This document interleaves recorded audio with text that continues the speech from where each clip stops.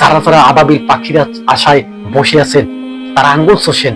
আবাবিল পাখি মনে করছেন যে এত লক্ষ লক্ষ কোটি কোটি মিলিয়ন মিলিয়ন মানুষ থাকা পরেও আবাবিল পাখি থেকে আল্লাহ তাআলা পাঠাবে। যারা মনে করছেন যে আবাবিল পাখি এসে ফিলিস্তিন রক্ষা করবে তারা বোকার শহরে বাস করছে। আজকে দেখুন তুরস্কের প্রেসিডেন্ট এরদোগান কিন্তু জেনে গেছে, তারা কিন্তু বুঝে গেছে যে আবাবিল পাখি আর পৃথিবীর ভিতরে আসবে না, আবাবিল পাখি আর এই ফিলিস্তিনকে রক্ষা করবে না। কেননা তারা বুঝে গেছে, তারা খাতা কলমে দেখে ফেলছে লক্ষ লক্ষ মুসলমান, এই লক্ষ লক্ষ মুসলমান থাকার পরে আবাবিল পাখি কিন্তু আর পাঠাবে না। আবাবিল পাখি পাঠাইছিল কখন? যখন কাবা শরীফ ইহুদিরা ধ্বংস করতে চাইছিল তখন আবাবিল পাখি আল্লাহ তাআলা দুনিয়ার ভিতরে পাঠাইছিল। আর এই আবাবিল পাখি বড় বড় পাথর পায়ে নিয়ে মুখে নিয়ে তারা উইড়ে উইড়ে মারছে কাদের? যারা যারা এই কাবা শরীফ ধ্বংস করতে চাইছিল তাদের উপরে ছাড়ছে।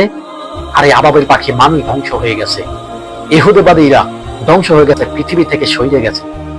আর এখন আর একটা যুদ্ধ চলছে, ইসরায়েল ফিলিস্তিন তুমুল যুদ্ধ চলছে। এই যুদ্ধটা কিন্তু 1-2 বছর চলছে না, এই যুদ্ধটা ধাপে ধাপে অনেক বছর ধরে চলছে। আর এই আবাবিল পাখির আশায় বসে আছে পুরো বিশ্বের মুসলমান।